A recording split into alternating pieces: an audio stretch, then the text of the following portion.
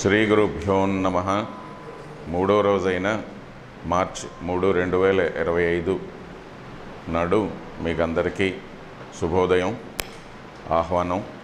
ఇది చివరి రోజు అవుతుంది. ఈరోజు మనం ఉదయం 8 నుంచి 9 అయిపోయింది. సారీ మీకు అందరికీను, పావు గంట 20 నిమిషాలు లేట్ అయిపోయింది. ఇప్పటి నుంచి 1 గంట వరకు మధ్యలో ఒక పావు గంట టీ బ్రేక్ తోటి మెట్రిమెడికా, రిపట్రైజేషను ఈ రెండింటి గురించి చెప్పుకుంటాం మనం. ఇది అయిన తర్వాత మధ్యాహ్నం నాడు మనకు వ్యాలిడేటరీ ఫంక్షన్ ఉంటుంది.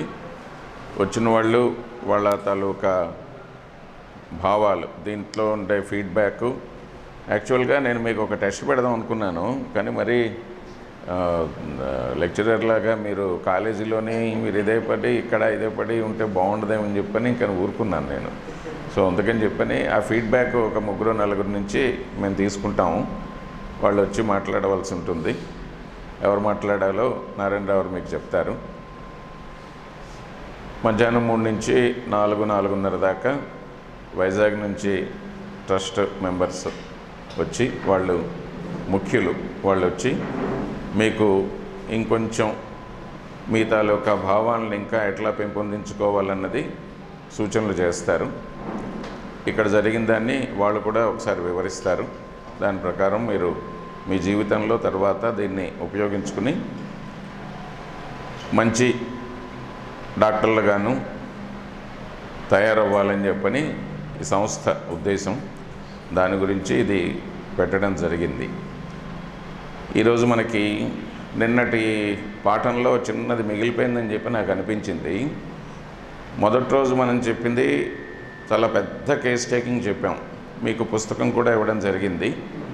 అది అన్ని కేసెస్కి అంత టీడియస్గా మనం ప్రయత్నించడం తప్పు లేదు, కానీ కొన్ని క్విక్గా మనం చేయాల్సి వచ్చేసరికి, ప్రాక్టికల్గా క్విక్గా మనం డిస్పోజ్ చేయాల్సి వచ్చేసరికి చిన్న కేసెస్కి, అంత మరీ డీప్గా వెళ్ళక్కర్లేని కేసెస్కి ఒక సింపుల్ ఫార్మాట్ ఒకటి తయారు చేశాను. గ్రూప్లో కూడా మీకు పెట్టాను నేను ఆ ఫార్మాట్. అది ఫాలో అయితే సరిపోతుంది. అందులో మనం ఫస్ట్ తీసుకోవాల్సినవి ఏజ్, ఇవన్నీ కామన్ ఉంటాయి. ముందు కంప్లైంట్స్, చీఫ్ కంప్లైంట్స్ ఏ ఉన్నాయో అవి 2-3 నోట్ చేసుకోవటం.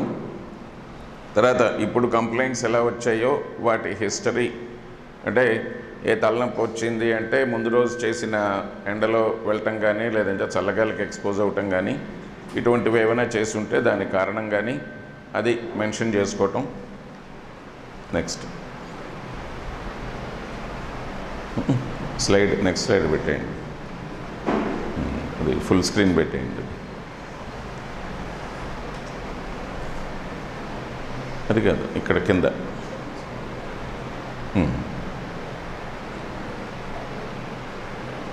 పాస్ట్ హిస్టరీ తీసుకోవటం, తర్వాత ట్రీట్మెంట్, ఏ ట్రీట్మెంట్ తీసుకున్నాడో అది, తర్వాత ఫ్యామిలీ హిస్టరీ. నెక్స్ట్ స్లైడ్ మార్చండి. ఫిజికల్ జనరల్స్, ఇది మనకి కేస్ టేకింగ్. ఈ ఫిజికల్ జనరల్స్ ఒకటి చాలా గైడింగ్ సిమ్టమ్స్ కింద ఉంటాయి. ఇంప్రూవ్మెంట్ ఎక్యూట్లో కానివ్వండి, క్రానిక్లో కానివ్వండి వస్తుందా లేదా అన్నది తెలుసుకోవడానికి ఒకటి మెంటల్ స్పీర్, రెండోది ఫిజికల్ జనరల్స్. ఈ ఫిజికల్ జనరల్స్లో చేంజెస్, బెటర్మెంట్స్ వస్తుంటే కనుక పేషెంట్ చక్కగా ర్యాలీ అవుతున్నట్టు లెక్క. లేదు అంటే కనుక ఇందులో అంతకుముందు కన్నా డిటీరియేషన్స్ ఏమైనా ఉన్నాయి అంటే, మందు పుచ్చుకున్న తర్వాత ఆకలి అంతకుముందు బాగానే ఉండేది, తర్వాత తగ్గిపోయింది, ఒక 4-5 రోజులు, వారం రోజులైనా సరే పెరగట్లేదు, అప్పుడు మనం దీన్ని బ్యాడ్ రిమార్క్ కింద చూసుకోవాలి. అంటే ప్రోగ్నోసిస్లోని వీటితోటి మనం చెక్ చేసుకుంటూ ఉండాలన్నమాట ఎప్పుడూ కూడా. ఎక్యూట్లో కూడా అంతే. మందు మోషన్స్ అవుతున్నాయి, మోషన్స్ అవుతున్నప్పుడు ఆకలి చచ్చిపోయింది, ఏది వేయట్లేదు, అసలు ఏం తినట్లేదు, తాగట్లేదు, ఏం చేయట్లేదు, మందు వేసాము, వేసిన వెంటనే అమ్మ ఆకలి కాస్త ఏదైనా పెట్టు అని చెప్పని అడిగాడు. సో వేసిన మందు కరెక్టే, కానీ మోషన్స్ తగ్గలేదు ఇంకాను. We have to wait.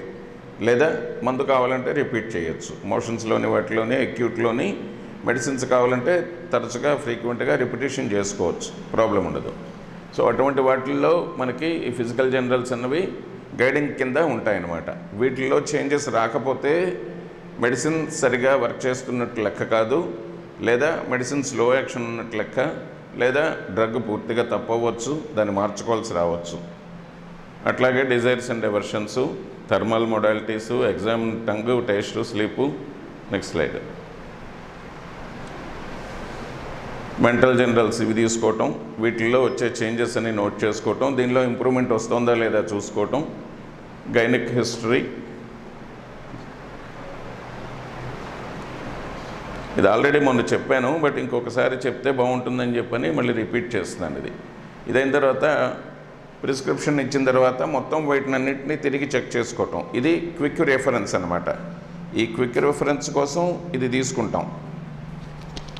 రెగ్యులర్గా మనం ఫాలోఅప్ చేయాల్సింది ఫాలోఅప్ చేసుకుని పూర్తి కేస్ టేకింగ్, క్రానిక్ కేసెస్, బాగా డీప్ సీటెడ్ మ్యాజ్మేటిక్ కేసెస్ ఉన్నప్పుడు మాత్రం ఆ పూర్తి ఫార్మాట్ తోటి కేస్ టేకింగ్ చేసుకుంటే నిన్న మీరు చేసినట్టు చాలా చక్కగా ఉంటుంది. మీకు కూడా పేషెంట్ మీద పూర్తి అవగాహన వస్తుంది. ఏ పేషెంట్ ఏ మయాజంతో తయారయ్యాడు, ఏ పేషెంట్కి ఏ మయాజం డామినెంట్గా ఉంది అన్నది క్లియర్ కట్ పిక్చర్ మీకు వచ్చేస్తుంది. ఆ పిక్చర్ తెచ్చుకోవాలంటే కంపల్సరీగా ఆ ఫార్మాట్ మొత్తం ఫాలో అవ్వాల్సిందే. మీకు మయాజ్మాటిక్ పిక్చర్ రావాలి అంటే కనుక ఆ ఫార్మాట్ కంపల్సరీ.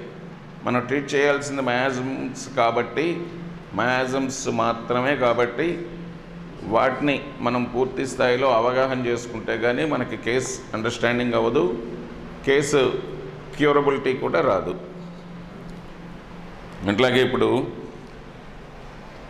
కేస్ టేకింగ్ అయింది, మెడికేషన్ చేయాలి. మనం మెడికేషన్ చేయాల్సి వచ్చేసరికి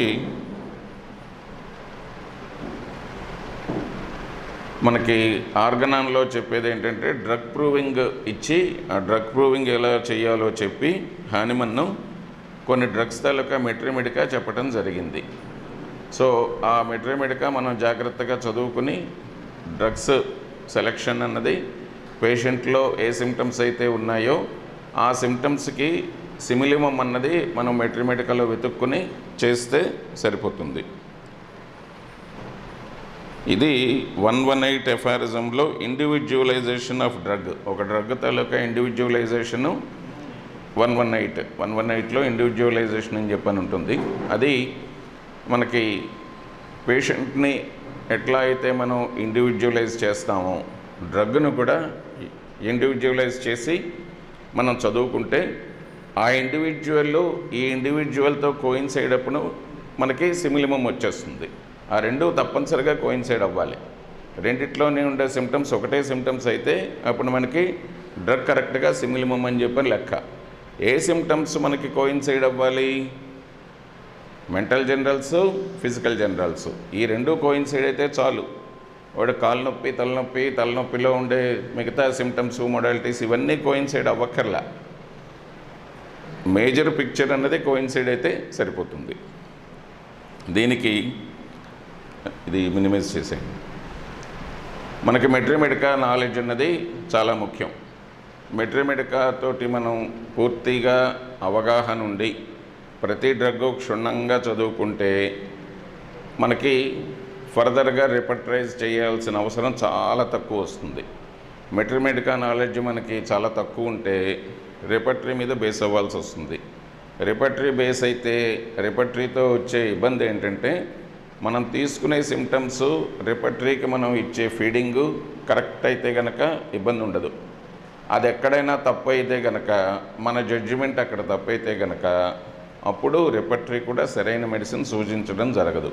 తర్వాత రిపర్టరీలో కూడా ఒక 4-5 మందులు ఫస్ట్ గ్రేడ్లోనో సెకండ్ గ్రేడ్లోనో వచ్చేస్తాయి. వాటిల్లో మళ్ళీ సెలెక్ట్ చేసుకోవాల్సిందంతా మళ్ళీ మెట్రిమెడికా చదువుకుని చేసుకోవాల్సిందే. సో మనకి మెట్రిమెడికా నాలెడ్జ్ చాలా చక్కగా కరెక్ట్గా ఉంటే కనుక మనం డ్రగ్ సెలెక్షన్ అన్నది ఈజీగా ప్రాబ్లం లేకుండా క్విక్గా వెంటనే డిస్పోజ్ చేసుకోవచ్చు పేషెంట్ని. సో దానికి గాను ఈహెచ్ అన్నది ఓపెన్ చేయండి. మాస్టర్ గారు మనకి ఇచ్చింది కొన్ని డ్రగ్స్ ఆయన జీవితకాలంలోని తయారు చేసి సొంతంగా పుస్తకాలు ప్రింట్ చేసి ఇవ్వడం జరిగింది. తర్వాత ఆయన లెక్చర్స్ కూడా ఇంకొన్ని డ్రగ్స్ ఇవ్వడం జరిగింది. వాటినన్నింటినీ కలిపి శారీరక గుణదీపిక, హోమియో శారీరక గుణదీపిక అని చెప్పని మాస్టర్ గారే పేరు పెట్టి దాన్ని పబ్లిష్ చేయడం జరిగింది.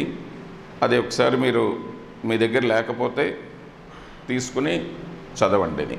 చదివితే మాస్టర్ గారి ప్రణాళిక, మాస్టర్ గారి ఉద్దేశం డ్రగ్ స్టడీలోని ఎట్లా ఉంటుందో తెలుస్తుంది. ఈ పుస్తకంలో మాస్టర్ గారు ఫాలో అయిన ప్రొసీజర్ ఏంటంటే, ఇందు నేను పాటించిన క్రమము ఈ దిగువ విధముగా ఉన్నది. ఒకటి, ఔషధ పరిచయం, అంటే డ్రగ్ తాలూకా ఇంట్రడక్షన్. 2, ఒక ఔషధము ప్రయోగించుటకు రోగిలో ఉండి తీరవలసిన లక్షణాలు, అంటే ఈ సిమ్టమ్స్ ఖచ్చితంగా రోగిలో ఉండాలి, పేషెంట్లో ఉండాలి. ఆ లక్షణాలు ఏమిటి, అది 2వ పాయింట్. 3వది, ఔషధమును సూచించుటకు రోగి యందు ఉండవలసిన మానసిక వికారాలు, అంటే మెంటల్ సిమ్టమ్స్ ఏవైతే ప్రామినెంట్గా ఉండాలో అవి 3rd పాయింట్. 4th పాయింట్, దేహధర్మ వైఖరులు లేక ఉద్రేకోపశమనాదులు, అంటే మొడాలిటీస్. 5th, ఔషధ ప్రయోగమందలి సూక్ష్మాంశములు, అంటే fine elements of drug prescription. ఇది ఒకటి బాగా మాస్టర్ గారు మాస్టర్ చేశారు. అందులోని మాస్టర్ చేసి అవి కొన్ని డ్రగ్స్కి ఈ ఫార్మాట్లో ఇచ్చినప్పుడు అందులో మనం చదువుకుంటే మనకి పూర్తిగా ఆ డ్రగ్ తాలూకా ఫైన్ ఎలిమెంట్స్ ఎట్లా ఉంటాయో అర్థమవుతుందన్నమాట. 6వ పాయింట్, తరుణ దీర్ఘవ్యాధుల దృష్ట్యా చేయబడిన ఔషధ చర్చ, అంటే ఒక డ్రగ్ అక్యూట్ డిసీజ్లో ఎట్లా పనిచేస్తుంది, క్రానిక్ డిసీజ్లో ఎట్లా పనిచేస్తుంది, దాని గురించి డిస్కషన్ అన్నమాట. 7, ఇతర ఔషధములతో సంబంధము, drug relationship with other drugs. 8, అనుబంధం, అపెండిక్స్. ఇవి మాస్టర్ గారు ఫాలో అయిన పద్ధతి ఇది. ఈ పద్ధతిలో మనం ఒక డ్రగ్ ఇప్పుడు చదువుకోవటం చేస్తాము. దీంతోపాటు మాస్టర్ గారు ఒక లెక్చర్లో చెప్పింది ఏంటంటే, ఆయన 3 మెట్రిమెడికాలు ప్రామాణికంగా తీసుకున్నారు. ప్రామాణికంగా తీసుకునేవి ఒకటి కెంట్, 2వది హెరింగ్ గైడింగ్ సిమ్టమ్స్, 3వదేమో TFLN encyclopaedia of homoeopathic materia medica. ఈ 3 మెట్రిమెడికాస్ ప్రామాణికంగా తీసుకుని వాటిల్లోంచి ఒక్కొక్క మెట్రిమెడికాలోంచి ఉన్న ఫైన్ సిమ్టమ్స్, మేజర్ సిమ్టమ్స్ అన్నీ కలిపి ఈ రకంగా పుస్తకం తయారు చేసి ఒక డ్రగ్ పిక్చర్ తయారు చేసి మళ్ళీ మనకి ఇవ్వడం జరిగింది. సో దీన్ని మనం ఫాలో చేసుకుని ఈరోజు ఒక డ్రగ్ని మనం చదువుకుందాం. దీనికి నేను సెలెక్ట్ చేసుకున్న డ్రగ్గు అగారికస్ అయితే బెటర్ అని చెప్పని అనిపించింది. సో అగారికస్ ముందు కెంట్ మెట్రిమెడికాలో ఏం చెప్పారో చదువుకుందాం. ఎవరైనా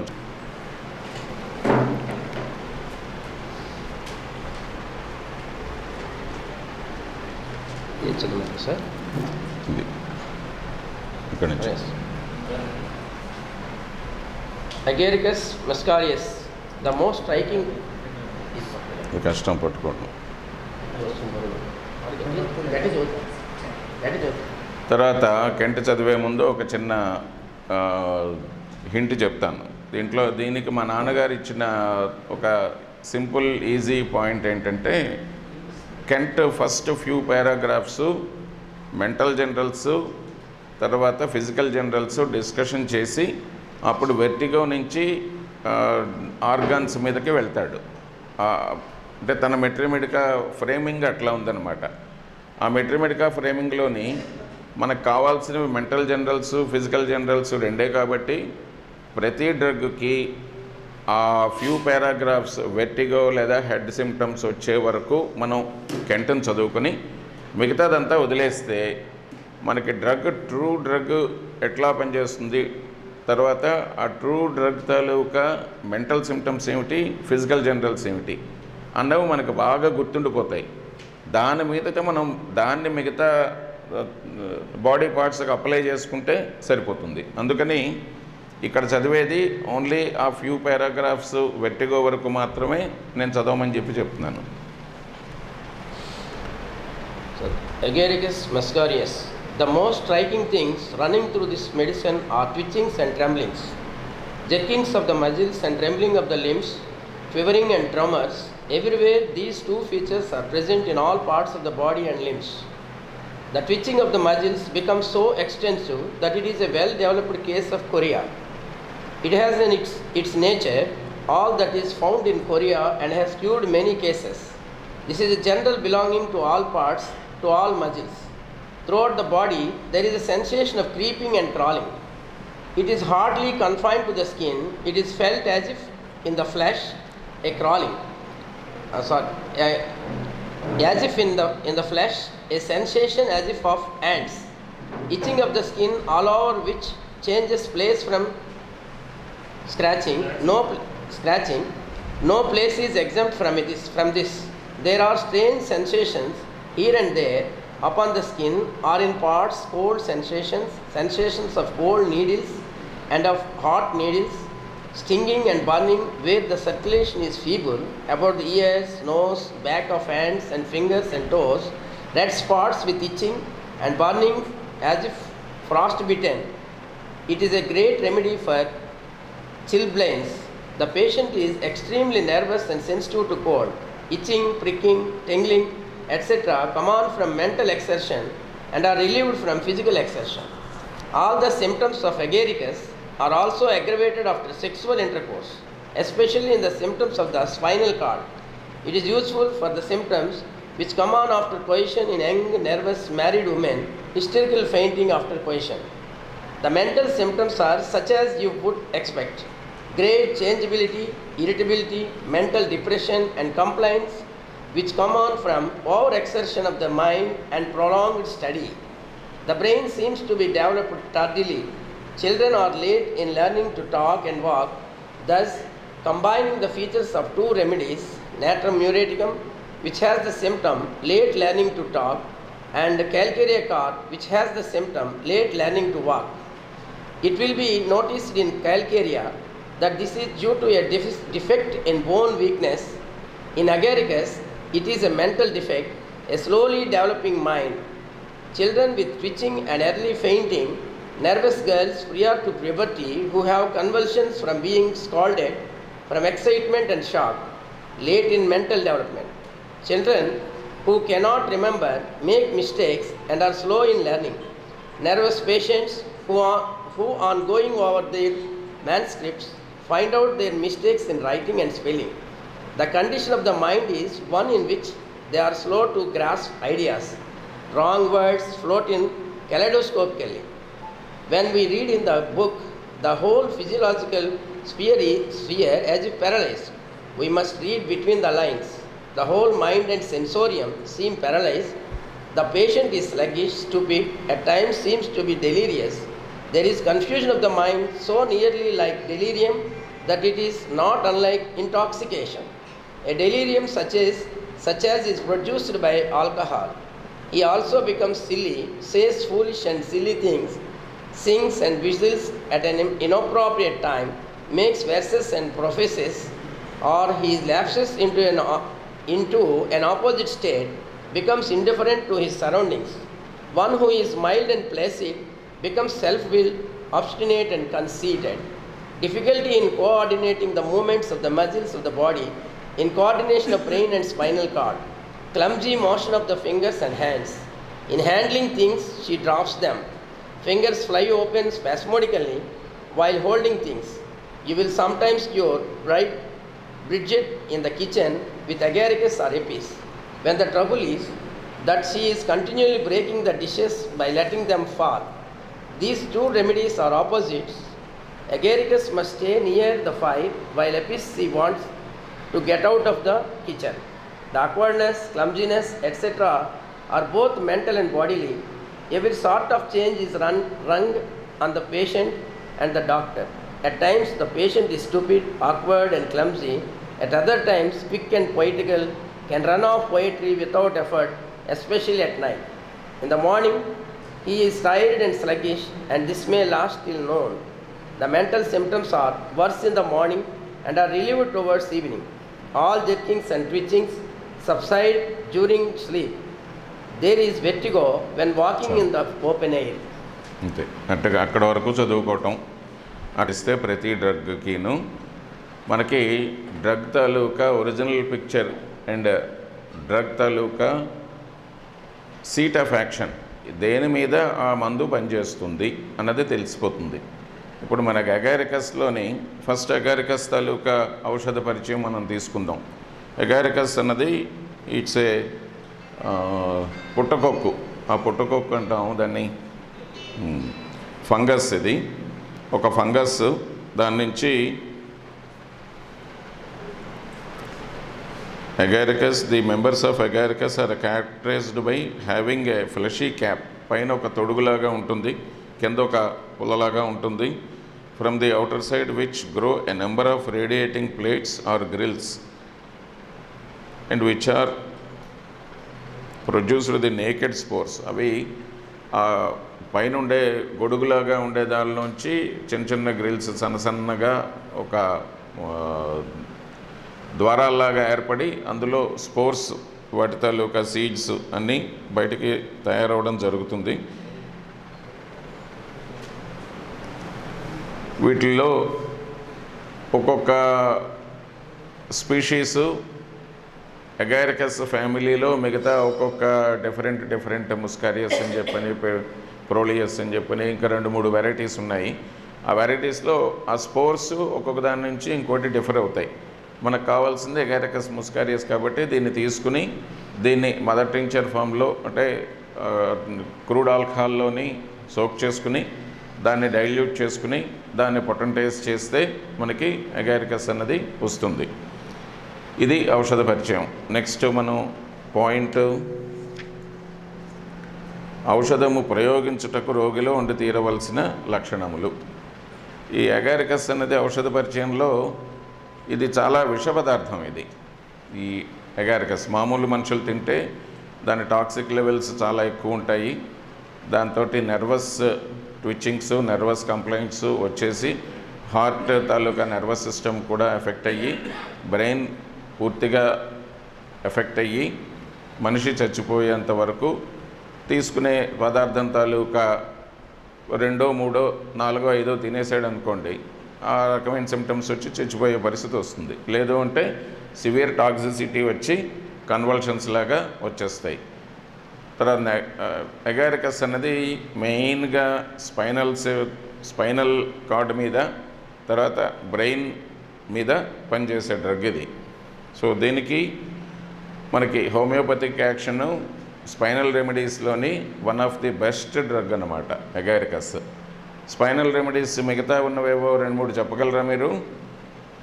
స్పైన్ అండ్ నర్వస్ సిస్టమ్ మీద పనిచేసేవి. హైపర్కమ్, ఇంకా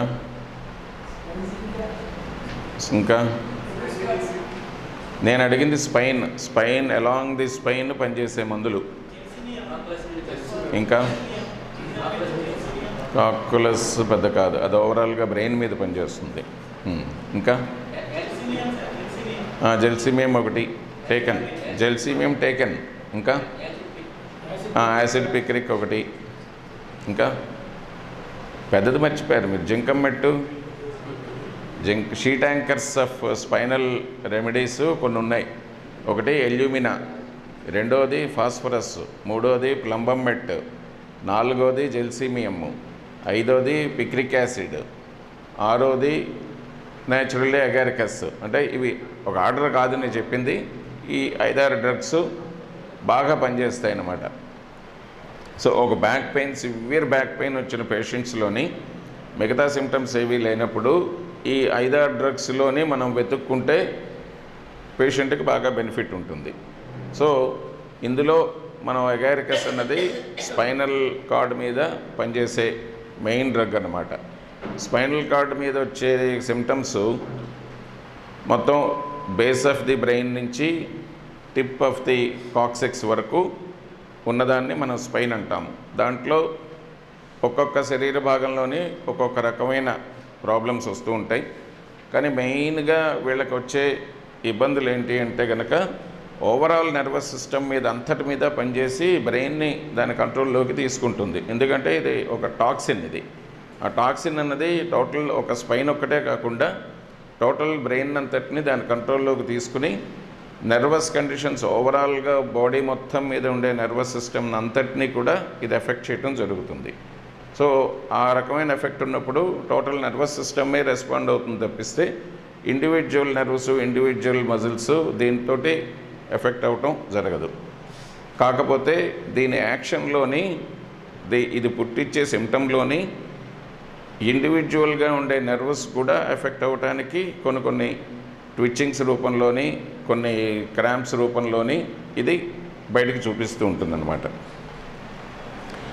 మెయిన్గా మనం కెంట తీసుకుంటే ఇందులోని ఔషధం ప్రయోగించటానికి రోగిలో ఉండి తీరవలసిన లక్షణాలు మెయిన్గా ట్విచ్చింగ్స్ అంటే ఎక్కడికక్కడ కండరాలు వాటంతటా అవి కదలడం, వాడి పేషెంట్ ప్రమేయం లేకుండా కండరాల కదలిక వచ్చేస్తూ ఉంటుంది. అది ఈ భుజం ఇలా అంటూ ఉండొచ్చు, లేదా ఈ మెడ ఇలా అంటూ ఉండొచ్చు, లేదా ఇలా అనుకుంటూ ఉండొచ్చు, ఇలా చేస్తాడు. లేదంటే చెయ్యి ఇలా అంటూ ఉంటుంది, కాలు ఇలా అంటూ ఉంటుంది, ఈ రకమైన, లేదా ఈ వేళ్ళు ఇలా ఒక్కొక్కసారి సడన్గా ఇలా అయిపోతూ ఉంటాయి, తర్వాత కళ్ళు ఇలా అయిపోతూ ఉంటుంది ఉన్నట్టుండి. ఈ రకమైన ట్విచ్చింగ్స్ అన్నవి ఫస్ట్ అగారికస్ మనం ఐడెంటిఫై చేయవలసిన కండిషను ట్విచ్చింగ్స్ ఉంటేనే మనం అగారికస్ చూసుకోవాలి. అది ఒక లక్షణం. తర్వాత ఇదే దీంట్లో జర్కింగ్స్, సడన్గా జర్క్ రావడం, అంటే ఉన్నట్టుండి కామ్గా కూర్చుంటాడు, సడన్గా జర్క్ వస్తుంది వాడికి, ఎక్కడో అక్కడ ఇలా ఉంటాడు కూర్చుంటాడు, ఎక్కడో ఒకటి జర్క్ ఉంటుంది. అది ట్విచ్చింగ్ కాదు. ట్విచ్చింగ్ అన్నది ఇలాగ అవుతూ ఉండడం. జర్క్ అన్నది సడన్ మూమెంట్ వచ్చేది జర్క్. అట్లాగే ట్రెంబ్లింగ్, వణుకు, శరీరం ఒక్కొక్కసారి వణికిపోతూ ఉంటుంది. ఇది ఎలా తయారవుతుందంటే చిన్న చిన్న జర్క్స్, చిన్న ట్విచ్చింగ్స్ నుంచి మొదలయ్యి పెద్ద స్థాయి అంటే పార్కిన్సన్స్ డిసీజ్ వరకు కూడా ఈ మధ్యలో ఉండే పేషెంట్స్కి అందరికీ ఏదో ఒక స్థాయిలో అగారికస్ వేసి తీరవలసిన లక్షణాలు ఉంటాయి. సో శరీరం అంతా వణికిపోవటం, ఇలాగ చేతులు వణికిపోవటం, లేదా కాళ్ళు ఇలా వణికిపోవటం, తల ఇలా వణుకొచ్చేయటం, లేదా ఇలా వణుకొచ్చేయటం, ఇటువంటి పేషెంట్స్ అందరికీ కూడా అగారికస్ ఎక్కడో ఒక్కడ పడి తీరాలి, లేదంటే ఆ నర్వస్ ట్రెంబ్లింగ్ అన్నది తగ్గదు. అది సో అది చిన్న స్థాయిలోంచి ఇలా చిన్న వేళ్ళు వణుకు వరకు నుంచి మొదలుపెట్టి ఇలాగా వచ్చేసేంత వరకు కూడా, ఇలా వచ్చేసి ఇంకా మొత్తం కదిలిపోతాడు ఇలాగా. ఈ లక్షణం ఉంటే అగారికస్ వాడికి వేసి తీరవలసిన లక్షణాల్లో ఇదొకటి.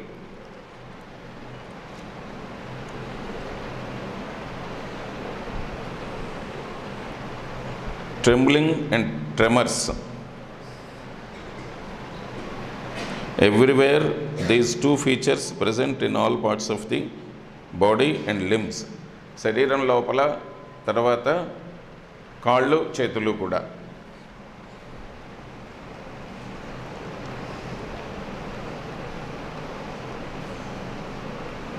వీడు డ్యాన్స్ చేసి తీరవలసినంతగా ఈ ట్రెంబ్లింగ్ అన్నది, ఇదంతా నేను ఇచ్చే ఎక్స్ప్లెనేషన్ రాసుకోకండి, మెయిన్ పాయింట్స్ రాసుకోండి. ట్విచ్చింగ్స్, తర్వాత జర్కింగ్స్, తర్వాత ట్రెంబ్లింగు.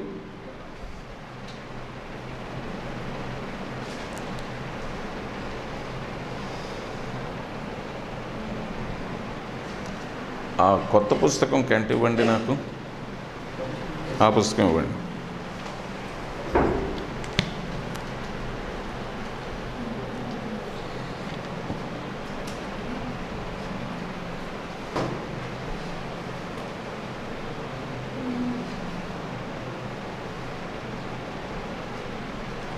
తర్వాత శరీర భాగాల్లో చీమలు పాకినట్లు కానీ, లేదా పురుగులు పాకినట్లు కానీ, భావన కలుగుట, ఇది 4వ పాయింట్.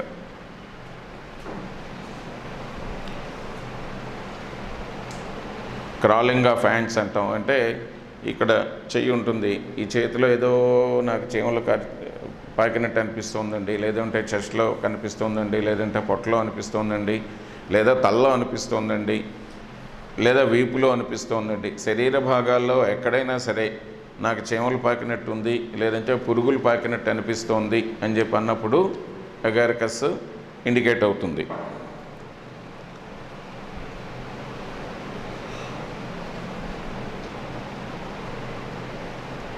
అట్లాగే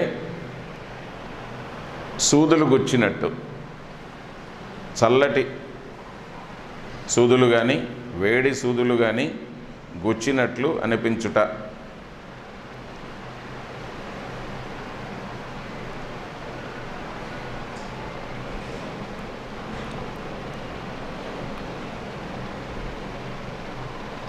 అలాగే చురుక్కుమని అనిపించుట, శరీర భాగాల్లో అక్కడక్కడ చురుక్కుమని పోట్లు వచ్చుట, వేడి లేదా మంటతో కూడిన నొప్పులు వచ్చినట్లు ఉండుట.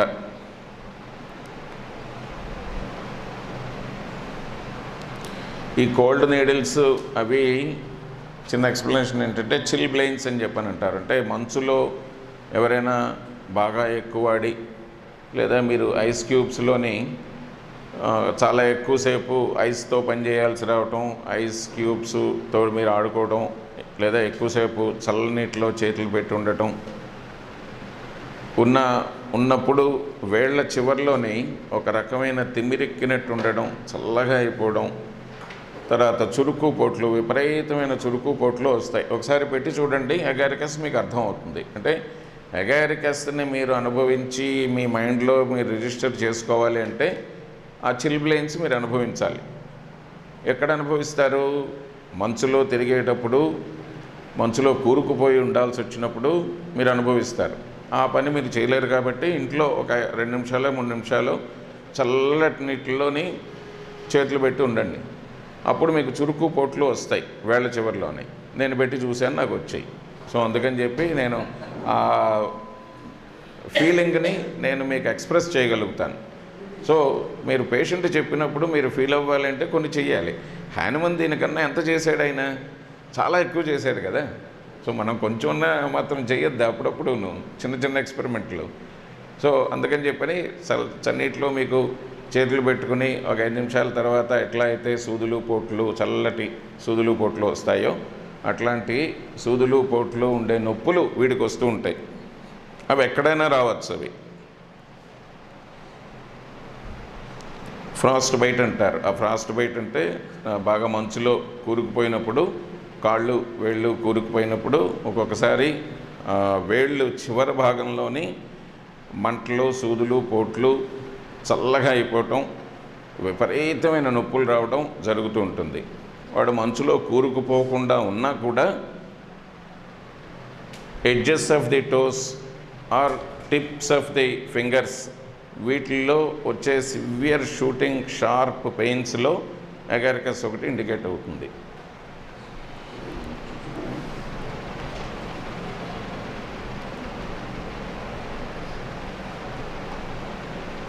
అట్లాగే మానసికమైన ఒత్తిడి, మానసికమైన సంఘర్షణ ఎక్కువ జరిగినప్పుడు శరీర భాగములలో దురదలు, సూదులతో పొడిచినట్లు, పట్టి పీకినట్లు,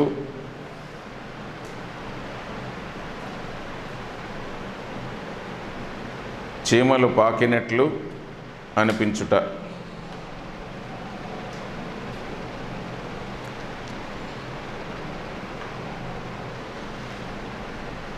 పై చెప్పిన లక్షణములు కదలినచో లేదా శారీరక శ్రమ చేసినచో పూర్తిగా తగ్గిపోవును.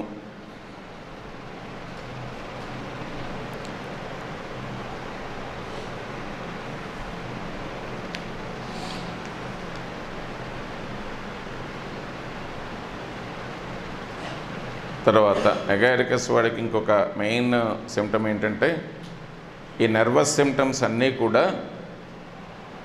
ఫ్యామిలీ లైఫ్ అంటే కాయిషన్ అంటాం ఇంగ్లీష్లోని, కాయిషన్ తర్వాత పెరగడం.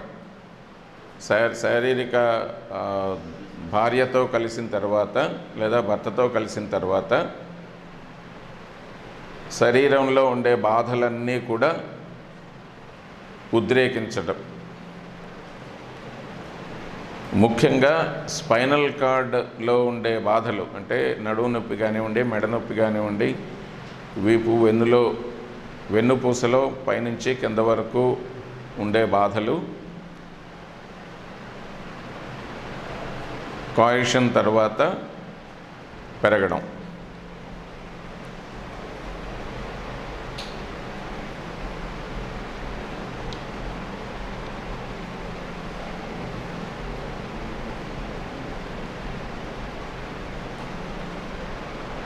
అట్లాగే కొంతమంది ఆడవాళ్ళల్లో భర్తతోని కలిసిన తర్వాత ఫెయింట్ అయిపోయి పడిపోయే లక్షణాలు కూడా కొంతమందికి ఉంటాయి, లేదా ట్విచ్చింగ్స్, లేదా ట్రెంబ్లింగ్స్, లేదా ట్రెమర్సు. ఇవి ట్రెమర్ అంటే చిన్నది, చాలా చిన్నగా వణుకొని ట్రెమర్ అంటారు. అంటే ఈ హైపర్ థైరాయిడ్ కేసుల్లో ట్రెమర్స్ వస్తూ ఉంటాయి. అంటే చెయ్యి ఇలా పెట్టు అని చెప్పానంటే చెయ్యి ఇలా పెట్టినప్పుడు ఇలా చిన్న వణుకుంటుంది, అది బాగా పట్టి చూస్తే కానీ తెలియదు, అది దాన్ని ట్రెమర్ అంటారు. బాగా ఎక్కువ వచ్చేసేదాన్ని ట్రెంబ్లింగ్ అంటారు.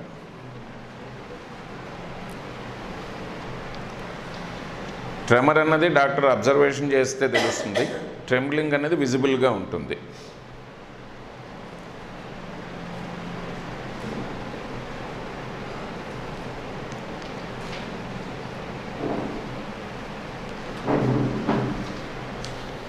శారీరక బాధలు అన్నీ కూడా ఉదయం భాగములో ఎక్కువ ఉండుట,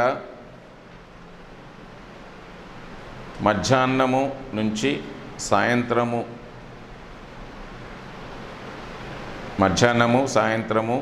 వచ్చేసరికి బాధలు తగ్గుట, సాయంత్రము నుంచి పూర్తిగా సరదాగాను సంతోషముగాను ఉండుట.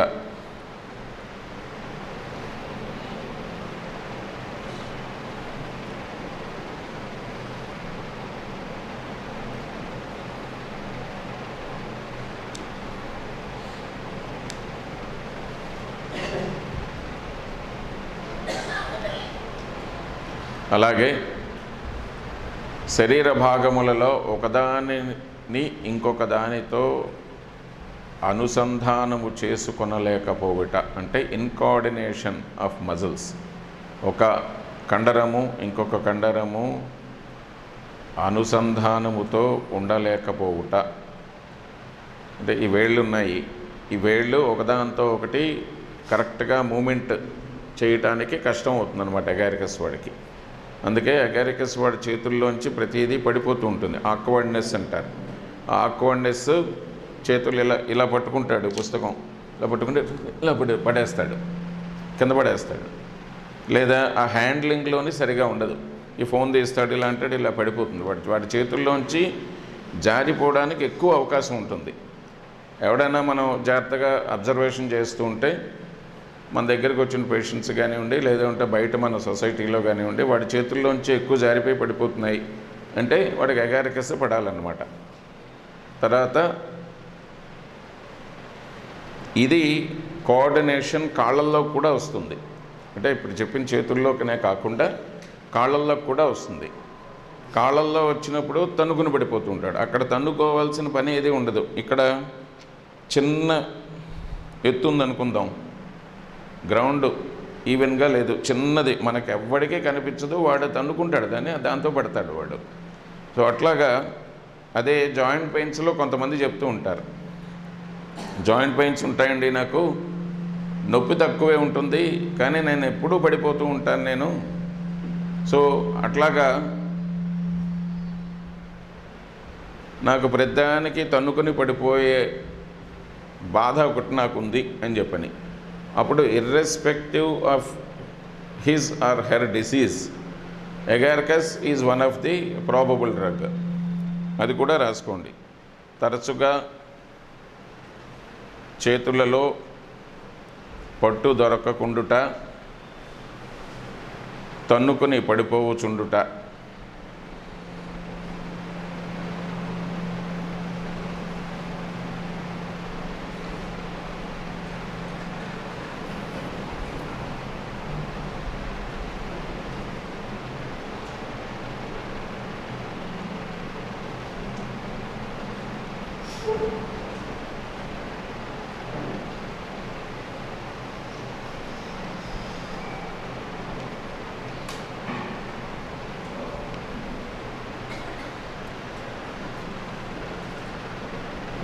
ఇందాక ఉదయం పూట డల్గా ఉండడం అవి చెప్పాం కదా, అందులోనే ఇంకొక పాయింట్ యాడ్ చేసుకోండి, ఇంకొక లైన్.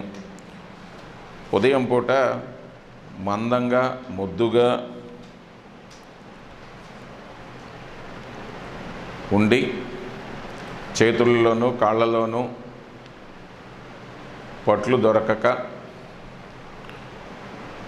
చేతులలో ఉన్న వస్తువులు వదిలేయుట, కాళ్ళు తరచుగా తన్నుకుని పడిపోవుట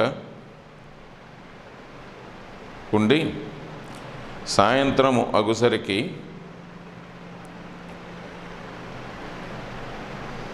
తన భావాలు స్పష్టంగా ప్రకటించుట, సరదాగా మాట్లాడుట, పాటలు పాడుట,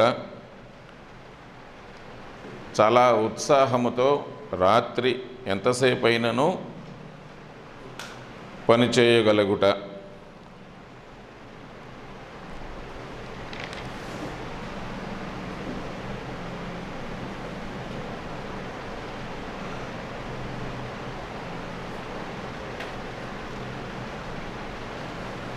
ఫస్ట్ ట్విచ్చింగ్స్ అని చెప్పుకున్నాం కదా, శరీర భాగాల్లో వాటంతట అవి కదులుతూ ఉండుట. అవి సాయంత్రం ఒకసారికి బాగా తగ్గుట, రాత్రి నిద్రలో అసలు ఉండకపోవుట.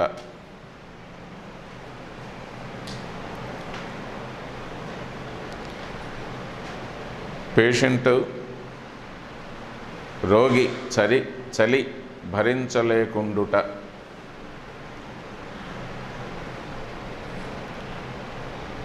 చలిలోకి వెళ్ళినచో నరముల బాధలు, కండరముల బాధలు, మానసిక లక్షణములు ఉద్రేకించుట. ఇందులోని దీనికి వెళ్ళండి.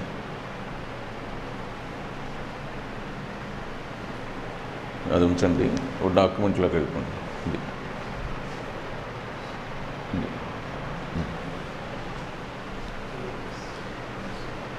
సమ్మరీ కాదు, డాక్యుమెంట్. ఇది టీఎఫ్ఎల్ఎన్లోని మనకి ఇంతవరకు మనం చూసుకున్నది కెంట్లో చూసుకున్నాము. టీఎఫ్ఎల్ఎన్లో కూడా ఒకసారి ఈ జనరల్ సిమ్టమ్స్ ఉండి తీరవలసిన లక్షణాలు ఏమున్నాయో అవి ఒకసారి చూసుకుందాం. Agaricus musca, natural order fungi, common names bug or fly agaric, జ్వరం, ఇవన్నీ తీసేయండి. ఇది కండిషన్స్. ఇంకా కొంచెం కిందకి వెళ్ళండి, చాలు. వెళ్ళిపోండి, పైకి వెళ్ళండి. ఇవన్నీ ప్రూవింగ్స్ చేసినప్పుడు హానిమన్ 1 నుంచి 11 సిమ్టమ్స్ పక్కన బ్రాకెట్లు ఇస్తాడనమాట. అంటే మనకి ఫర్దర్గా వెళ్ళినప్పుడు తెలుస్తుంది. 1 నుంచి 11 సిమ్టమ్స్ హానిమన్ ప్రూవ్ చేసినవి. 12 నుంచి 30, 48 వాళ్ళు చేసిన ప్రూవింగ్స్ అనమాట. కొంతమంది బ్యాచ్ని హానిమన్ తయారు చేసి వాళ్ళకి ప్రూవింగ్స్ ఇస్తాడు, అవి చేసింది. 31AHZ అంటే హెచ్జెడ్ అన్నది అదొక ఆయన పేరు. AHZ ఇదేదో ఉంది పేరు, నాకు కరెక్ట్గా తెలియదు. 82 to 180, 34 హైజియా, అది ఆయన పేరు. టేకెన్ ఫ్రమ్ రాత్స్ కంపైలేషన్, అదొక బుక్ ఉన్నట్టుంది అప్పుడు. 36, 37, 40 and 41 are quoted by Hahnemann. AMJ అంటే American journal of homeopathy materia medica అనమాట. అది AMJ ఆఫ్ హెచ్ అంటే A1 స్టాఫ్. ఇది ఈ నంబర్స్ ఇలా వేసి ఉన్నవి కిందకి తీయండి. స్టాఫ్ అని చెప్పిన ఈయన ఒక ఆయన ప్రూవ్ చేసిన ఆయన, స్కార్టర్, ఇవన్నీ వాళ్ళు చేసినవి అన్నమాట. ఆల్డర్స్ వైఫ్, ఇవన్నీ ఈ ప్రూవర్స్ తాలూకా పేర్లు. కిందకి వెళ్ళండి. ఇంకా అంతక్కర్లా, పైకి వెళ్ళిపోతాం. ఇంకా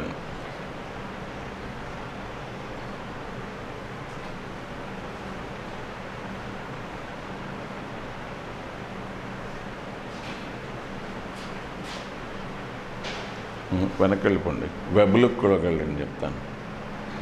దీనికి వెళ్ళండి. ఇక్కడ గారికి సెలెక్ట్ చేసుకోండి, మళ్ళీ పైకి వెళ్ళండి.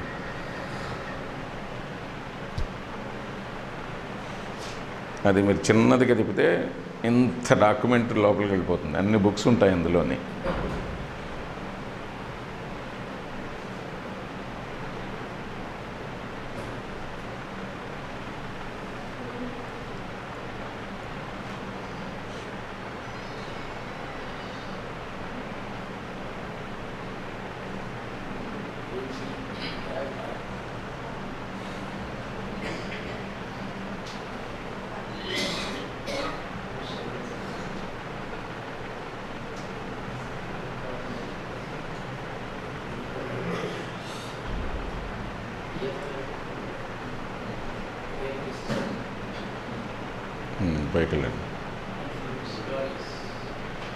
పైకి వెళ్ళండి. ఇంకా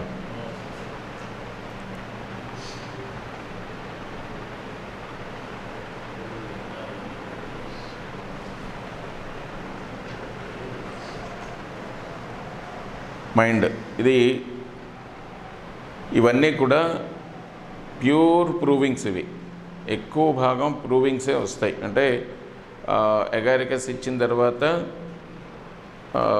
చాలామంది పేషెంట్స్లో, ఇందాక చూపించినట్టుగా చాలామంది పేషెంట్స్లోని ప్రూవ్ అయినవన్నీ తీసుకుని హ్యానిమన్ ప్రూవింగ్స్, తర్వాత టిఎఫ్ఎల్ అని ఏం చేశారంటే అవన్నీ కూడా ఒక కంపైల్ చేసి మొత్తం అంతా ఎగారికస్ కిందకి ఇచ్చాడనమాట. మైండ్కి వచ్చేసరికి ఫ్యూరీ, బాగా చిరాకు, కోపం చాలా ఎక్కువ ఉంటుంది. He becomes so furious that he can hardly be restrained from ripping up his bowels as he fancies the mushroom and has ordered him to do.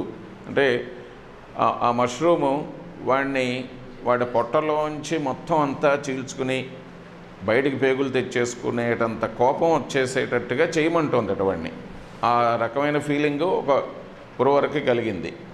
ఇది మనకి కెంట్లో ఈ రకమైన భావనలు ఇవ్వలేదు. సో అందుకని చెప్పని మనం దాన్ని చదువుకుందాం తప్పిస్తే ఉండి తీరవలసిన లక్షణాల్లో రాసుకోవద్దు. ఫియర్లెస్, మెనేసింగ్, మిస్చ్యూయస్, ఫ్రెంచ్, ఇవన్నీ నేను మీకు ఎందుకు చెప్తున్నానంటే అది కంపేర్ చేసి మొత్తం చదువుకోవటం, దీంట్లో ఉన్నవి కొన్ని, దాంట్లో ఉన్నవి కొన్ని, మొత్తం అన్నీ కలిపి కంపేర్ చేసుకోవటం మనం చేద్దామని చెప్పి నేను చేస్తున్నాను. ఇందులో ఏదైనా మంచి పాయింట్ ఉంది అంటే మనం అందులో యాడ్ చేసుకుందాం. ఫియర్లెస్, మెనేసింగ్, మిస్చ్యూయస్, ఫ్రెంజీ, ఆల్సో ఫ్రెంజీ అంటే చెప్తాను, which causes the patient to assail and injure himself with great exertion of power. అంటే పిచ్చిగా బలం వచ్చేసి వాడు ఏదో ఒకటి చేసేసుకుందాం లేదా ఏదో ఒకటి చేద్దాం అనేంతగా ఫ్రెంజీనెస్, అంటే మైండ్ విపరీతమైన బలంతో, విపరీతమైన భావంతో, ఉత్సాహంతో ఉండిపోతుందన్నమాట. లేదా అట్లాగే కోపం వస్తే కనుక అదే రకమైన ఫ్రెంజీనెస్ ఉంటుంది. ఆ ఫ్రెంజీనెస్ ఒక్కొక్కసారి యూరినరీ ఇన్ఫెక్షన్స్లోని లేదు ఇన్సానిటీ కేసెస్లోని ఎక్కువ భాగం వస్తూ ఉంటుంది. మనకు కనిపించేది ఈ రెండిట్లోనే ఎక్కువ వస్తుంది. యూరినరీ ఇన్ఫెక్షన్స్ కేసుల్లోని ఒకసారి మాస్టర్ గారు శ్రీకాకుళంలోనే ఒక కేసు చేశారు. అది మీకు బాగా ఇంట్రెస్టింగ్గా ఉంటుంది, చెప్తాను. ఒకసారి నాన్నగారు మాస్టర్ గారు ఒక పేషెంట్ను చూడడానికి వెళ్ళారు.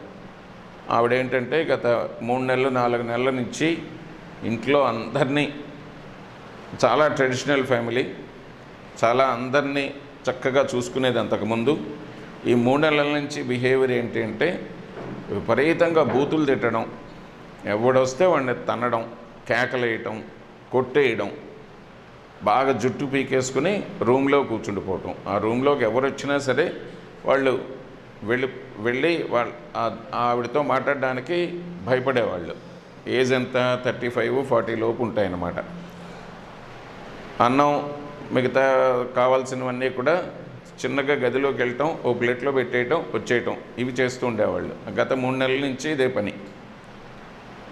చాలామంది డాక్టర్లకు చూపించారు, మందులు ఇప్పించారు, సైకాట్రిక్ డ్రగ్స్ ఇచ్చారు, ఏది బెటర్మెంట్ రాలా. మాస్టర్ గారు మీరు వచ్చి చూడగలరా అంటే పదని చెప్పని వెళ్ళారు. మాస్టర్ గారు నాన్నగారిని తీసుకుని రూమ్లోకి ఎవరిని రానివ్వట్లేదండి ఆవిడ. మరి ఎట్లా చూస్తారు, మీరన్నా సరే కోపడుతుంది, మిమ్మల్ని కూడా కొట్టేస్తుందేమో చెప్పలేమని చెప్పని మాస్టర్ గారితో ఉంటే, ఏం పర్వాలేదు నేను ఒక్కడనే వెళ్తాను, మీరు కూర్చోండి ఇక్కడ అని చెప్పని బయట అందరినీ కూర్చోబెట్టి రూమ్లో తలుపు తీసుకుని వెళ్ళి మాస్టర్ గారు మాట్లాడవలసిన పద్ధతిలో మాట్లాడి, నీకేంటమ్మా ఇబ్బంది అని చెప్పని. అంటే మాస్టర్ గారు కేసు టేకింగ్ చేసే విధానం చాలా విచిత్రంగా ఉంటుంది. ఎవరైనా సరే అక్కడ ఆయన దగ్గర మనసులో ఉన్న బాధ చెప్పుకోగలం మనం అని చెప్పి అనుకునే విధానం వచ్చేస్తుంది అనమాట. ఆయన స్వరూపం చూస్తే అంత ముచ్చటేస్తుంది. సో అట్లాగా ఆయన్ని చూడటానికి వచ్చేవాళ్ళే ఎక్కువ మంది. అంత అట్రాక్టివ్ ఫేస్ అనమాట అయింది. కృష్ణుడిని చాలామంది చూడడానికి వస్తూ ఉండేవాళ్ళు గోపికలు. అట్లాగా చాలామంది చాలా ఊళ్ళ నుంచి మాస్టర్ గారు ఒకసారి మిమ్మల్ని చూసి వెళ్ళిపోదాం వచ్చామని చెప్పానండి అని చెప్పని వచ్చి వెళ్ళిపోతూ ఉంటారు. అట్లాగా మాస్టర్ గారిని చూడగానే ఒక రకమైన భావన కలిగి, తండ్రి లాంటి భావన కలిగి ఆవిడ మొత్తం సిమ్టమ్స్ అన్నీ చెప్పడం జరిగింది. అందులో మెయిన్ సిమ్టమ్ ఏంటంటే, వీళ్ళకందరికీ నేను ఎంతకాలం నుంచి చెప్తున్నానండి, నాకు యూరిన్కి వెళ్ళినప్పుడు విపరీతమైన మంట వచ్చేస్తుంది. యూరిన్కి వెళ్ళటం అన్నది నాకు ఒక నరకం అయిపోతుంది. అది వచ్చిన దగ్గర నుంచి నాకు ఈ రకమైన చిరాకు, కోపం నా నోట్లోంచి ఏమొస్తుందో నాకు తెలియదు. నేను ఎప్పుడూ అసలు ఇంతలాగా మాట్లాడిన దాన్ని కాదు నేను అని చెప్పని చెప్తుందనమాట ఆవిడ. ఆ ఒక్క సిమ్టమ్ మీదట మాస్టర్ గారు ఒక మంది ఇచ్చారు. వితిన్ 15 days ఆవిడ కంప్లైంట్స్ అన్నీ తగ్గిపోయి వచ్చి శుభ్రంగా పనిచేసుకుని ఇంట్లో చక్కగా మిగతా అన్ని పనులు ఆవిడ అంతకుముందు ఏ రకంగా చేసేదో ఆ రకంగా చేస్తూ ఉండేది. ఆ తర్వాత నాన్నగారిని 2-3 సార్లు మాస్టర్ దగ్గర అడిగారు, ఎట్లా ఉంది ఆవిడ అంటే, చాలా బాగుందండి, చాలా చక్కగా ఉంది, ఆ రోజు మీరు వెళ్ళి మందు వేసిన తర్వాత అని చెప్పాను. అప్పుడు బయటకు వచ్చిన తర్వాత నాన్నగారితో ఈ కేసు డిస్కస్ చేసి ఒక మందు ఇచ్చారు. ఏదో చెప్పగలరా? క్యాంథారిస్. ఎందుకు? బర్నింగ్. ఇంకా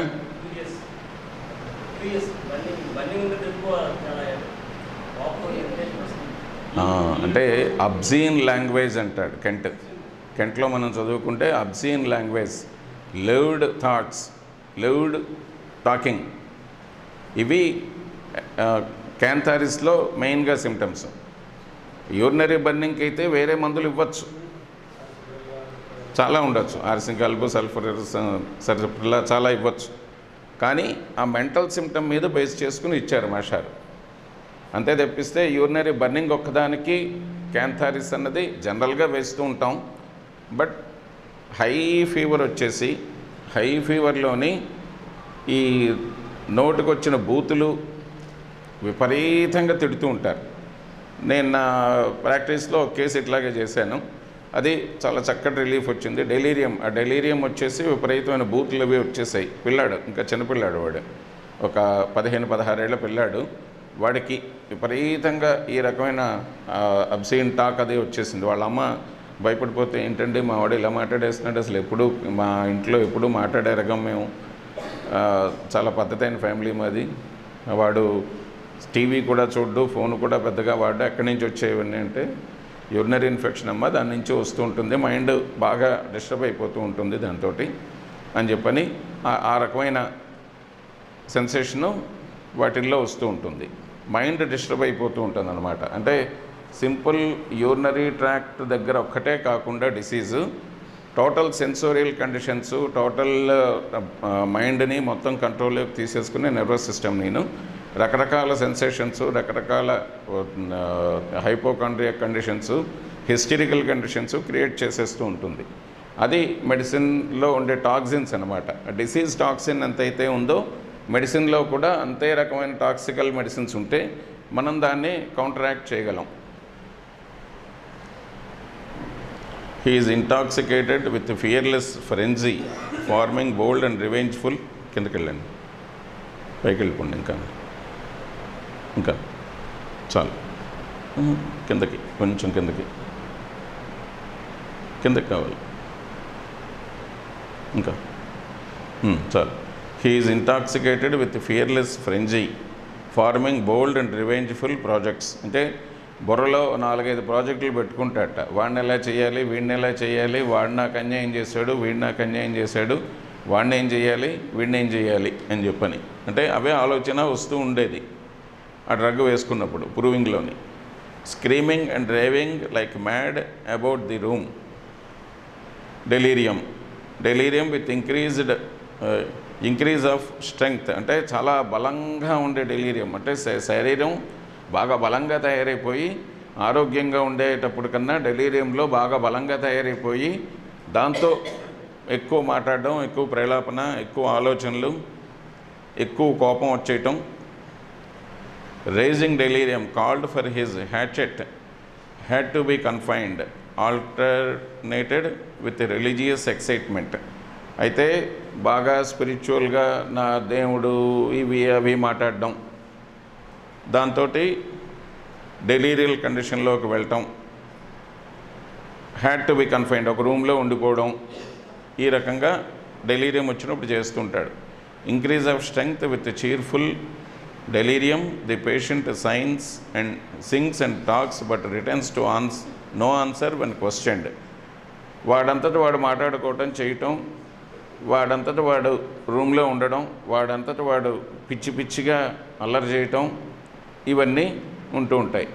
మనం అడిగినప్పుడు మాత్రం ఏం సమాధానం చెప్పకుండా ఉంటాడు. జబ్బు ఏంటి?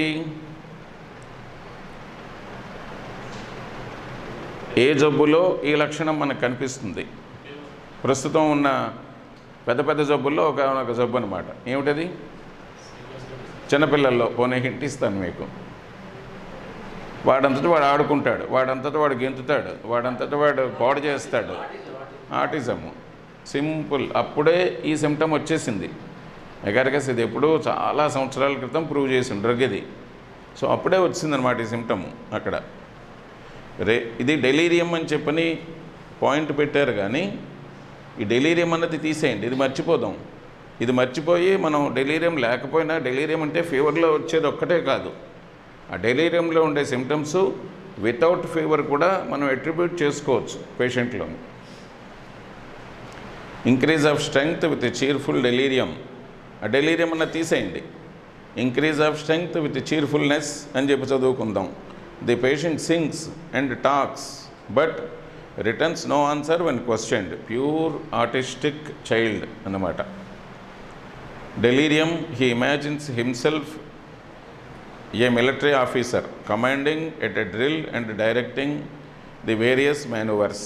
అంటే వాడు ఇంట్లో కూర్చుని టీచర్ ఆట ఆడుకోవడం, లేదా మిలిటరీ ఒక పోలీస్ ఆట ఆడుకోవడం, లేదా ఏదో ఒక మ్యూజిషియన్ ఆట ఆడుకోవడం, ఇలా వాడంతటా వాడు చేస్తూ ఉంటాడు.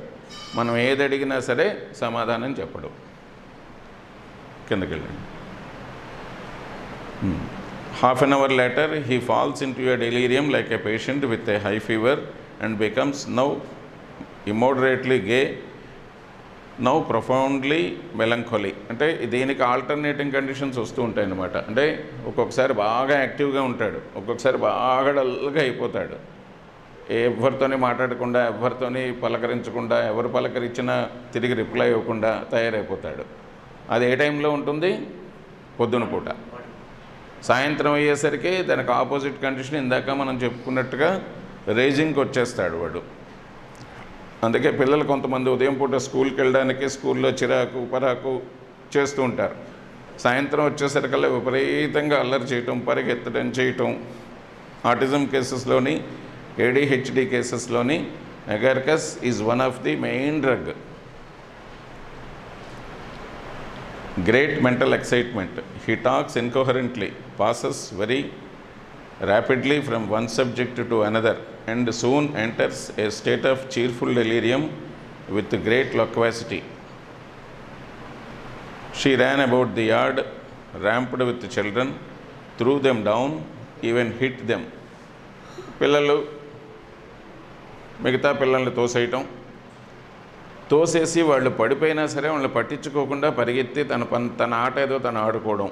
అంటే మిగతా వాళ్ళ పట్ల కన్సర్న్ అన్నది ఉండకపోవటం అన్నమాట.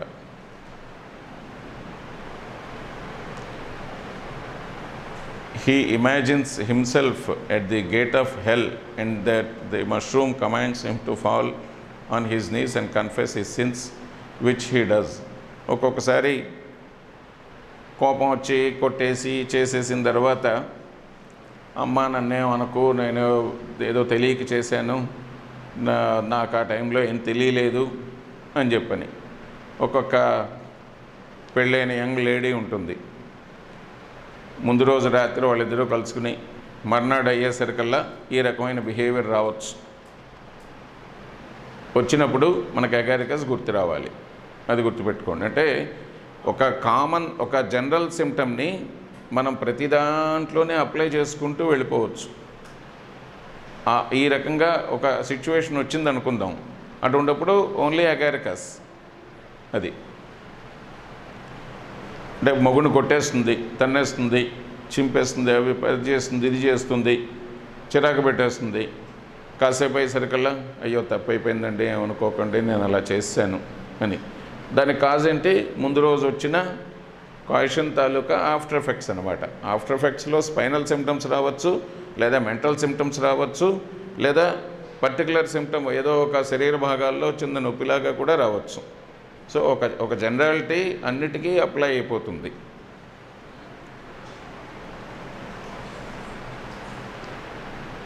The father had fantasies. Seemed he sees his dead sister in heaven. The natives of Siberia intoxicated themselves with this decoction. Soon after drinking, అంటే ఇవన్నీ ప్యూర్గా వాళ్ళు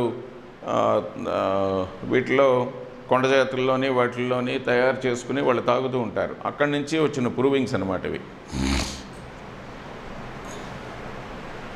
Drinking it, they become jolly and are gradually seized with such a fit of gaiety, and they take to singing, leaping, reciting before the beauties of the tribe their exploits in war or the chase.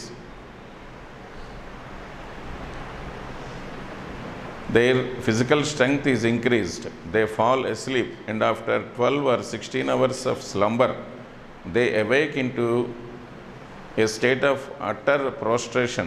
The head, however, does not feel so empty as after intoxication by brandy.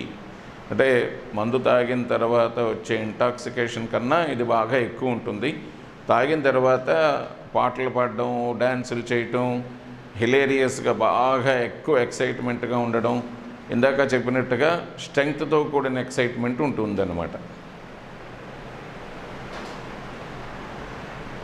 Talking volubly and respectfully as if to his parents, returning no direct answers when questioned. He alternately sings and is vexed, embraces his companions and kisses their hands. He performs all these actions while affected with a general spasm more like a trembling than convulsion. పిల్లల్లో చూడొచ్చు ఇది. ఒక artistic children కానీ, ఒక ADHD child కానీ ఈ symptom చదువుకుందాం. ఇప్పుడు ADHDని ఒక ఆటిజం పేషెంట్ని దృష్టిలో పెట్టుకుని ఈ సిమ్టమ్ మళ్ళీ చదువుకుందాం. టాకింగ్ వాల్యూబుల్లీ అండ్ రెస్పెక్ట్ఫుల్లీ, చాలా చక్కగా పెద్ద గొంతుతో మాట్లాడుతూ ఉంటాడు. As if to his parents, మన దగ్గరకు వచ్చినా సరే అట్లా మాట్లాడతాడు. Returning no direct answers when questioned, మనం ఏది అడిగినా సరే తిరిగి సమాధానం చెప్పడు, డైరెక్ట్ ఆన్సర్ ఏది చెప్పడు. ఎరా స్కూల్కి వెళ్ళావా అంటేను స్కూలా ఏదో అంటాడు అంతే, అంతకు మించి ఇంకెక్కువ ఎక్స్ప్రెషన్ ఇవ్వడు వాడు. He alternately sings and is vexed embraces his companions and kisses their hands.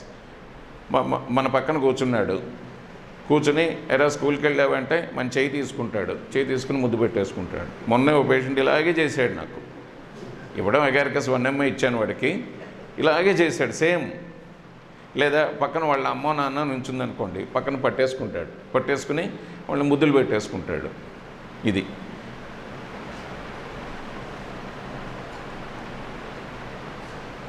He performs all these actions while affected with a general spasm. ఒక్కొక్కసారి చిన్న ఫిట్స్ వచ్చిన తర్వాత రావచ్చు, లేదా షివరింగ్ లాగా బాడీలో వచ్చి తర్వాత ఈ సిమ్టమ్ డెవలప్ అవ్వచ్చు. అది లేకపోయినా కూడా ఇలా రావచ్చు. తర్వాత ఈ స్పాజము లేదా ఒక రకమైన కన్వర్షను రాకుండా కూడా వీడేం చేస్తాడంటే ఒక్కొక్కసారి విపరీతంగా అలా పరిగెత్తేస్తాడు, పిచ్చి పరిగెడతాడు. అంటే మైండ్ సివియర్గా రెస్ట్లెస్నెస్గా ఉంటుందన్నమాట. పరిగెడదాం అని చెప్పని పరిగెత్తి వచ్చేసి కూర్చుని అప్పుడు ఈ పని చేస్తాడు. అది కూడా మనం స్పాజం కిందే తీసుకోవచ్చు అన్నమాట. అంటే ఆ తిరగటం, ఆ ఫిడ్జిటీ, కాసేపు అలాగా తిరిగి వచ్చేయటం ఒక స్పాజం కింద మనం తీసుకోవచ్చు. Great loquacity and at the same time strong convulsions of facial and cervical muscles, especially on the right side, drawing the head down towards the right shoulder. At the same time, movements of the flexion and extension alternately in the lower limbs, not preventing locomotion. These cause movements of putting them down and lifting them.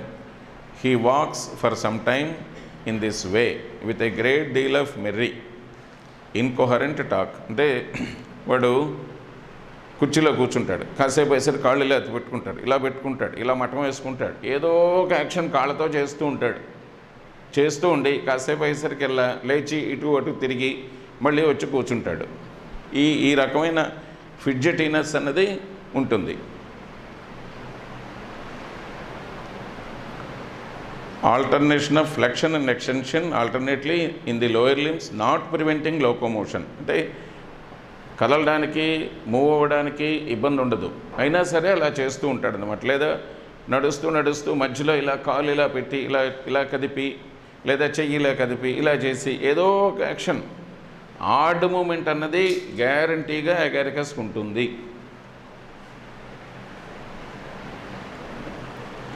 After this condition had lasted more than half an hour, it is followed by quietude, disturbed in a little while by nausea and general malaise. బాగా ఇది ఒక అరగంట గంట ఈ రకమైన behaviour ఉంటుంది. ఆ తర్వాత చిన్న ఫెటీగ్ వచ్చి పూర్తిగా కామ్గా ప్రశాంతంగా ఓ దగ్గర కూర్చుని ఉండిపోతాడు అనమాట. During intoxication they lift and carry the heaviest loads, take long steps, jump over the small objects as if trunks of trees lay in their way. అంటే ఇక్కడ ఈ పెన్ను పడిపోయింది, అగారికస్ వాడు ఏం చేస్తాడంటే ఇక్కడికి ఇంటుతాడు, అది వాడి స్టెప్పింగ్ అనమాట.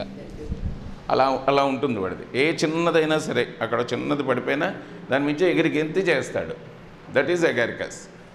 అదే మనం మామూలుగా కాలు దాటి వెళ్ళిపోతే చిన్నపిల్లాడైనా కానివ్వండి, పెద్దవాడైనా కానివ్వండి, పెద్దవాళ్ళల్లో సన్నగా ఉండే వాళ్ళలో చూస్తుంటాం మనం, సడన్గా పక్కకి వెళ్ళిపోతారు.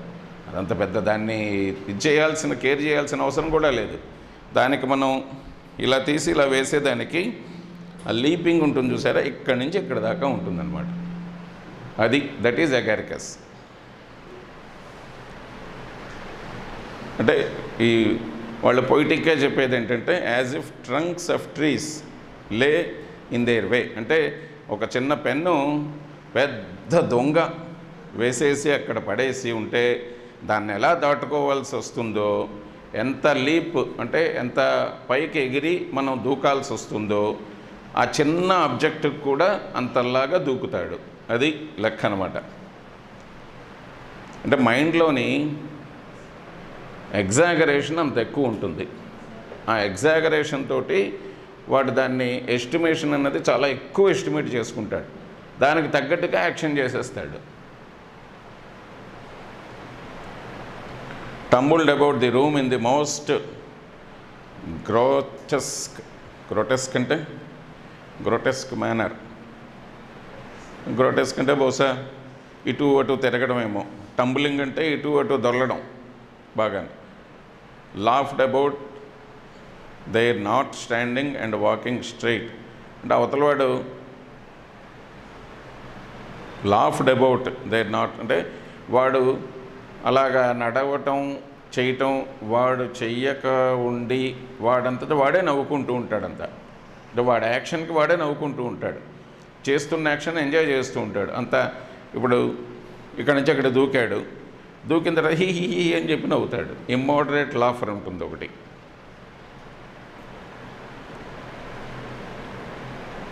Some run and walk involuntary in most dangerous places, ఇదొకటి బాగా ఇంపార్టెంట్ అయిన పాయింట్. వాళ్ళకి అక్కడ డేంజర్ అంటే ఇక్కడ వైర్లు 10 రకాల వైర్లు ఉన్నాయి, అందులో కొన్ని బయటకు ఎక్స్పోజ్ అయిపోయి ఉన్నాయి. అందులోంచి వెళ్ళటం సేఫా కాదా అన్నది వాడు డిసైడ్ చేసుకోలేడు. డిసైడ్ చేసుకోకుండా అందులోకి దూరుతూ ఉంటాడనమాట. దూరి వాడి తాలూకా ప్రతాపం అంతా చూపించి, ఆ ఫిడ్జిటీ అంతా చూపించి ఒక్కొక్కసారి ప్రమాదంలోకి పడిపోయే పరిస్థితి వచ్చేస్తూ ఉంటుంది. Some of them leap, dance and sing, and others weep with anguish. A small hole appears them to a frightful chasm, a spoon of water in an immense lake. ఇందాక ఎగ్జాగరేషన్ అని చెప్పుకున్నాం కదా, అందులో ఒక చిన్న నీటి బొట్టు కాస్త పెద్ద సరస్సులాగా కనిపిస్తుందట, లేదా ఒక చెంచా నీళ్లు పెద్ద లేక్ లాగా కనిపిస్తుంది వాడికి. సో దాన్ని దాటడానికి వాడు ఎంతైతే ప్రయత్నిస్తాడో అంతలాగా ప్రయత్నిస్తాడనమాట. డాన్సింగ్, సింగింగ్, టెల్లింగ్ సీక్రెట్స్, ఇదొకటి. వాడి తాలూకా రహస్యాలు మొత్తం చెప్పేస్తాడు వాడు కూర్చుని, ఎగారికస్ వాడు. ఇంకో డ్రగ్ కూడా ఉంది, ఏమిటది, వాడు సీక్రెట్స్ అన్నీ మొత్తం చెప్పేస్తూ ఉంటాడు వాడి వాగుల్లోని. లెకసిస్ అనే డ్రగ్లోని వాడు మాట్లాడే మాటలు రాను ఎట్లా ఉంటాయంటే వాడి సీక్రెట్స్, వాడి పక్కనున్న వాడి సీక్రెట్స్, వాడి క్లోజ్గా ఉండేవాడి సీక్రెట్స్ మొత్తం అన్నీ బయటకు వచ్చేస్తాయి. Extravagantly exalted fancy, ecstasy, prophecies, making verses. Ecstasy అంటే ఒక రకమైన ఉద్రేకమైన భావన అన్నమాట. అంటే బాగా అపరిమితమైన ఆనందం పొందితే ఎట్లా ఉంటుందో అట్లా ఉంటుంది. ఆ పొందినప్పుడు కొన్ని భావుకత్వమైన మాటలు, తర్వాత పొయిటిక్ లాంగ్వేజ్, ఇవన్నీ కూడా వచ్చేస్తూ ఉంటాయి. Great prostration with delirium very much resembling that which occurs in adynamic fevers.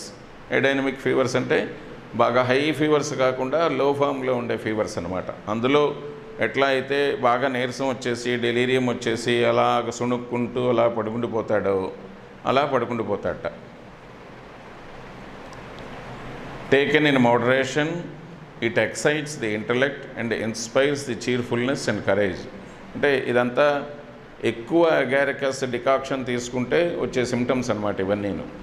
తక్కువలో తీసుకుంటే కనుక చీర్ఫుల్, సరదాగా ఉండడం, తర్వాత బుర్ర చాలా చక్కగా ఆలోచించటం, చక్కటి డెసిషన్స్ తీసుకోవటం, మంచి ధైర్యం రావడం జరుగుతుంది.